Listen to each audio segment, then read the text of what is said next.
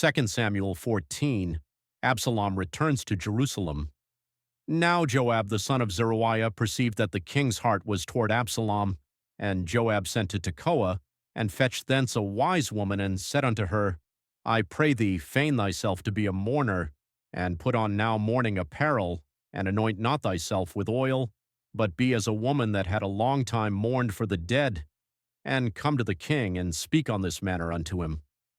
So Joab put the words in her mouth, and when the woman of Tecoa spake to the king, she fell on her face to the ground, and did obeisance, and said, Help, O king.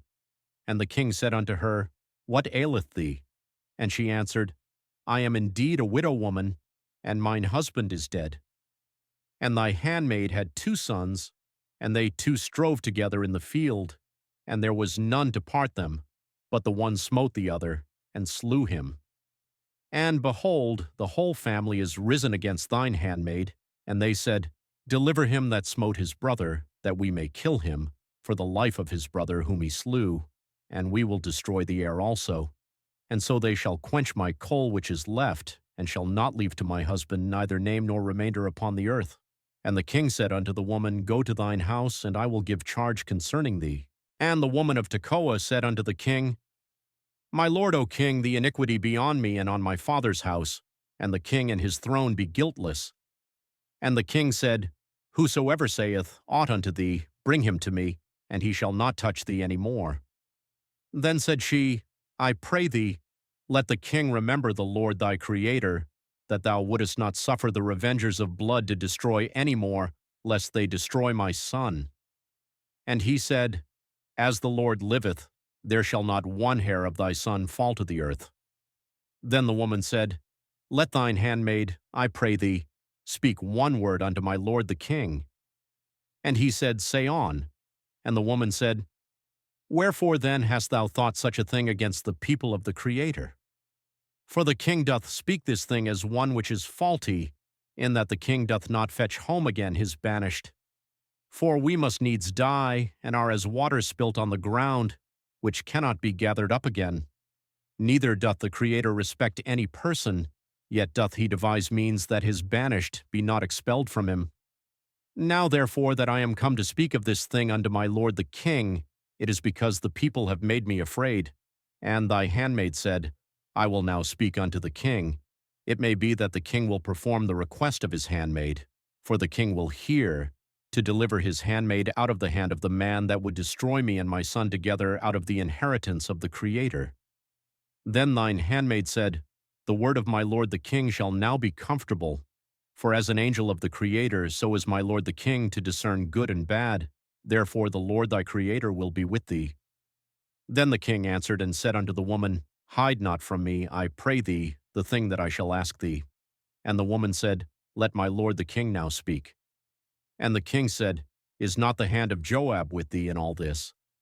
And the woman answered and said, As thy soul liveth, my lord the king, none can turn to the right hand or to the left, from aught that my lord the king hath spoken. For thy servant Joab he bade me, and he put all these words in the mouth of thine handmaid. To fetch about this form of speech hath thy servant Joab done this thing, and my lord is wise, according to the wisdom of an angel of the Creator, to know all things that are in the earth. And the king said unto Joab, Behold now, I have done this thing. Go therefore, bring the young man Absalom again. And Joab fell to the ground on his face, and bowed himself, and thanked the king. And Joab said, Today thy servant knoweth that I have found grace in thy sight, my lord, O king, in that the king hath fulfilled the request of his servant. So Joab arose and went to Geshur, and brought Absalom to Jerusalem. And the king said, Let him turn to his own house, and let him not see my face. So Absalom returned to his own house, and saw not the king's face, the beauty of Absalom. But in all Israel there was none to be so much praised as Absalom for his beauty. From the sole of his foot even to the crown of his head there was no blemish in him. And when he polled his head, for it was at every year's end that he polled it, because the hair was heavy on him, therefore he polled it. He weighed the hair of his head at 200 shekels after the king's weight. And unto Absalom there were born 3 sons, and 1 daughter, whose name was Tamar. She was a woman of a fair countenance. Absalom is admitted into David's presence. So Absalom dwelt 2 full years in Jerusalem and saw not the king's face. Therefore Absalom sent for Joab to have sent him to the king, but he would not come to him. And when he sent again the second time, he would not come. Therefore he said unto his servants, See, Joab's field is near mine, and he hath barley there. Go and set it on fire. And Absalom's servants set the field on fire.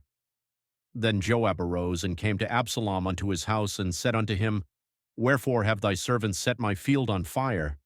And Absalom answered Joab, Behold, I sent unto thee, saying, Come hither, that I may send thee to the king, to say, Wherefore am I come from Geshur?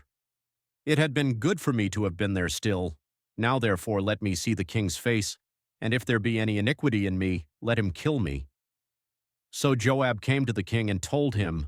And when he had called for Absalom, he came to the king and bowed himself on his face to the ground before the king, and the king kissed Absalom.